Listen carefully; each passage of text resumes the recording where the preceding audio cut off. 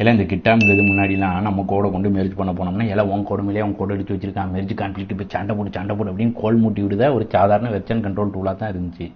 அப்புறம் கொஞ்ச நாள் கழிச்சு கோ பைலட்னு ஒருத்தன் உள்ளே கொண்டு வந்து, அண்ணாச்சி இவன் உங்கள் கோடிங் அசிஸ்டன்ட் கோ பைலட் கோவாலு, உங்கள் தம்பி மாரி உங்கள் கூட இருந்து உங்களுக்கு சின்டாக்ஸ் எல்லாம் ஹெல்ப் பண்ணிக்கிடுவான் அப்படின்னு சொன்னாங்க. அப்புறம் கொஞ்ச நாள் கழிச்சு அண்ணாச்சி கோ பைலட் கோவால் நல்லா கற்றுக்கிட்டான், இனிமேல் அவனை அசிஸ்டன்ட்னு சொல்ல முடியாது, அவனை பேர் ப்ரோக்ராமராக ப்ரமோட் பண்ணுவோம், நீங்கள் பாதி கோடு அடிச்சிங்கன்னா உங்கள் பேராக இருந்து மீதி கோடெலாம் அடிச்சுக்கிடுவாங்களா அப்படின்னு சொன்னாங்க.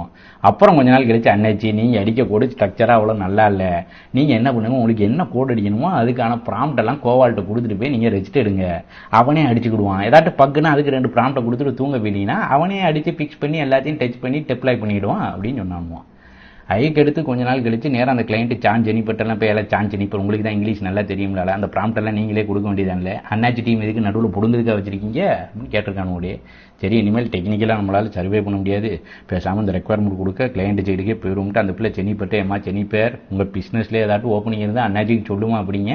ஐக்கவா பைனாப்பிள் என்கிட்ட வந்து இந்த ரெக்குவயர்மெண்ட் ப்ராம்ப்ட் எல்லாம் ஆட்டோமேட்டிக்காக ஒரு லைப்ரரியாக ஜென்ரேட் பண்ணி அதையும் ஆட்டோமேட்டிக்காகவே கொடுக்க மாதிரி ஒரு ஏஐ டூல் இருந்தால் எக்ஸ்ப்ளோர் பண்ணி கண்டுபிடின்னு சொல்லியிருக்கானோ பைனாப்பிள் எப்படிங்க. அப்போ இன்னும் கொஞ்ச நாளில் ஏஏ ரெக்குவயர்மெண்ட் கொடுத்து அதுக்கு ஏஏ கோடு அடித்து அதை ஏஏ டச் பண்ணி என்ன கோடு மயிர் மாதிரி இருக்குன்னு காரி துப்பி ஆமா நீ தயிர் மாதிரி ரெக்குவயர்மெண்ட் கொடுத்தா கோடு மயிர் மாதிரி தானே இருக்கும் அப்படின்னு சண்டையெல்லாம் போடும்னு நினைக்கேன். ஏஐக்கும் சண்டை, அதில் உடைய போகிறது நம்மளோட மண்டை.